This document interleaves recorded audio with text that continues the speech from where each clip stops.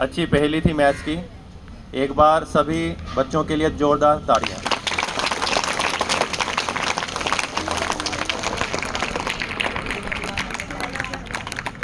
पिछले 20-25 मिनट से हम रामानुजन के बारे में सुन रहे हैं।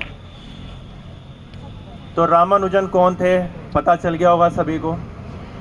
तो हम 140 साल पीछे चलेंगे। थोड़ा सा मैं भी आपको रामानुजन के बारे में बताऊंगा।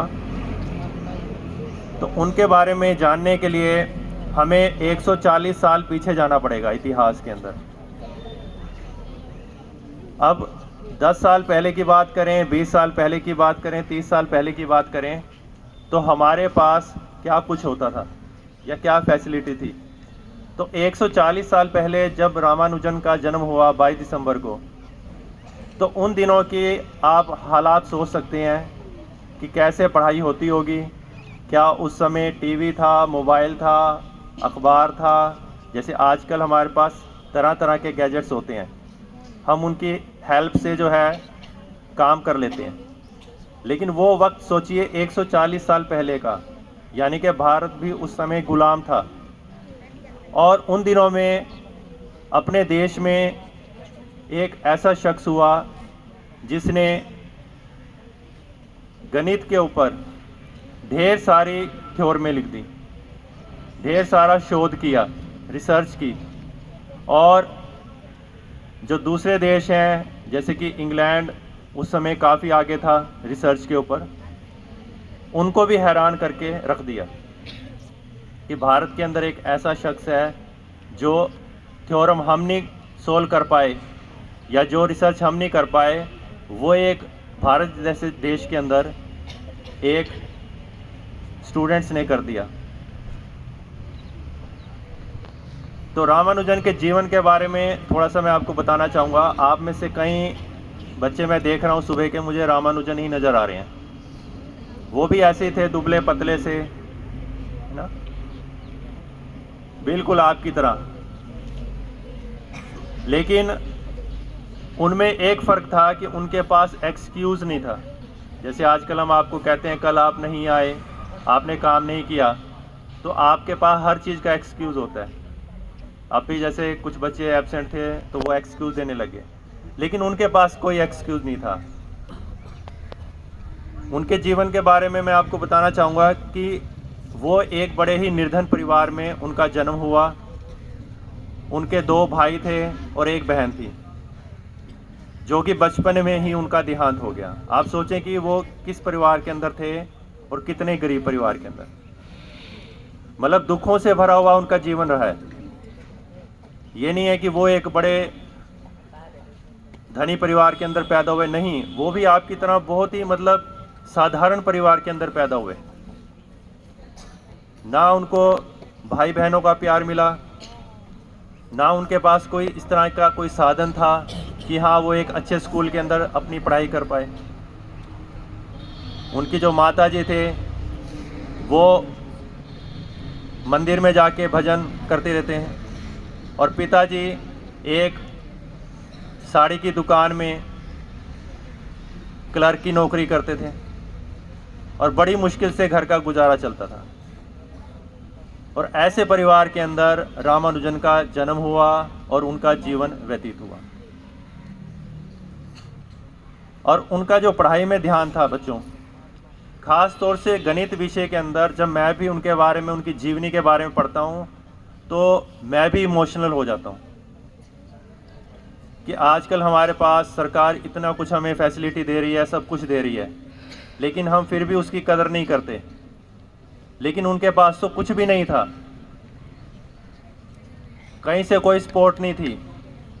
जैसे जैसे वो किसी तरह से आगे पढ़ते गए, परिवार निर्धन था, पढ़ाई के लिए पैसे ही नहीं थे उनके पास, तो कम उम्र में ही वो ट्यूशन देने लगे ताकि मेरी पढ़ाई ना रुके। आप उनके साथ अपनी तुलना करके देखें कि हमें तो सब कुछ मिल जाता है। आज की डेट में तो जो 6ठी से 8वीं क्लास के बच्चे हैं सबको मिड डे मील मिल रहा है, खाने को मिल रहा है। उनके पास तो बच्चों एक वक्त की रोटी नसीब होना भी बड़ा मुश्किल होता था। बहुत ही निर्धन परिवार में थे वो, और शारीरिक तौर से भी दुबले पतले और हमेशा बीमार ही रहते थे। लेकिन कभी भी उन्होंने बहाना नहीं मारा कि मैं बीमार हूँ और मैं स्कूल जो काम मिला है मैं नहीं करके आया। नहीं, काम वो बहुत अच्छे से करते थे। 5वीं कक्षा के बाद उनके जीवन में एकदम परिवर्तन आया और उनका जो गणित विषय था वो बहुत अच्छा था और उनमें ही उनका इंटरेस्ट बढ़ता गया। और इतना इंटरेस्ट बढ़ा कि जब वो 6ठी 7वीं कक्षा के अंदर हुए तो वो 10वीं क्लास के जो क्वेश्चन थे उनको सोल्व कर देते थे।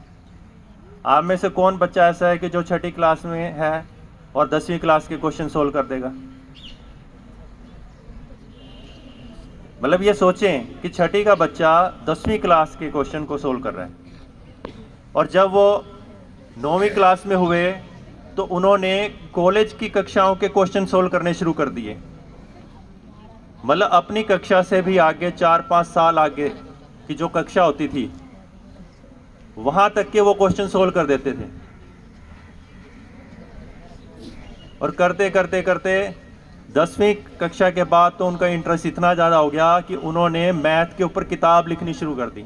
अब जो बच्चे 10वीं कक्षा के अंदर हैं वो देखें किसी ने कोई ऐसा काम किया है अभी तक, या हम कोई सुनते हैं कि 10वीं कक्षा के अंदर मैथ के अंदर रिसर्च कर रहा है बच्चा और मैथ के ऊपर उसने किताब लिख दी।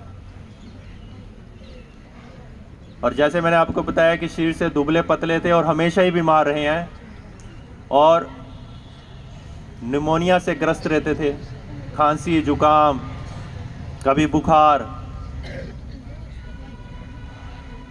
और करते करते बड़ी दुख की बात है कि बहुत ही कम समय के अंदर ही उनको कैंसर हो गया था।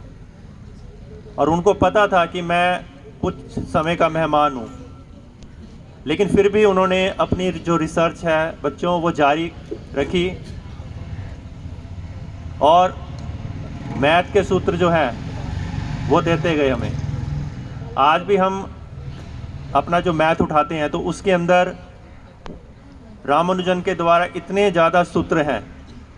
जैसे ब्लैक होल है, ब्लैक होल शब्द आता है साइंस के अंदर हम पढ़ते हैं, उसके बारे में भी अध्ययन करने के लिए विश्व के अंदर कोई भी देश ऐसा नहीं हुआ कि जो उसके बारे में अध्ययन कर पाए। लेकिन जो रामानुजन ने जो सूत्र दिया था, इक्वेशन दी थी, उस इक्वेशन का यूज़ करके ब्लैक होल के बारे में अध्ययन किया गया।